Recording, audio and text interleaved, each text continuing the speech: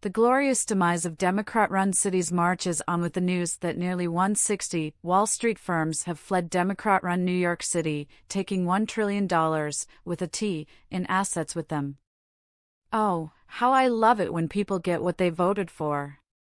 Nearly 160 Wall Street firms have moved their headquarters out of New York since the end of 2019, taking nearly $1 trillion, yes, that's a trillion with a T, in assets under management with them, according to data from 17,000 companies compiled by Bloomberg.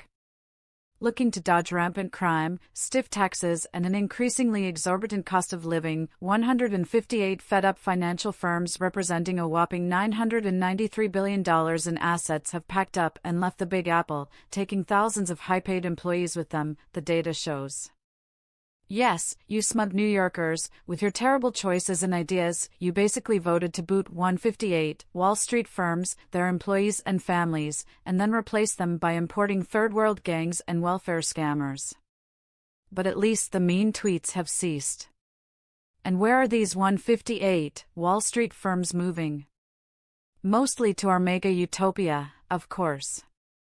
To the south. To Florida and other southern states where we lock up criminals, where our streets, air, and water are clean and safe, where everyone owns a gun but there's almost no gun violence, where people of all races and creeds live together in relative harmony, where hate crimes, mass shootings, and carjacking are rare, where you can walk the streets at night, where the schools don't groom, and people mostly mind their own business. In all, 56 of the New York firms have decamped to Florida, while most of those remaining also headed to warmer states such as Texas and the Carolinas, according to the report. New York isn't the only major loser, with California also having lost $1 trillion in financial assets under management to Florida, Texas, and other lower-cost states.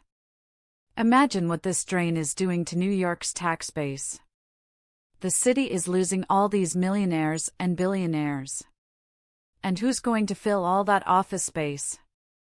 Who's going to continue to fund the Lincoln Center and the like? Who will buy or lease those empty apartments and homes? Leftism is always a recipe for failure, always. Sadly for the left, free people are free to flee leftism, to vote with their feet. See ya. Don't feel bad for New York. This is what New York wants. And I hope they get more.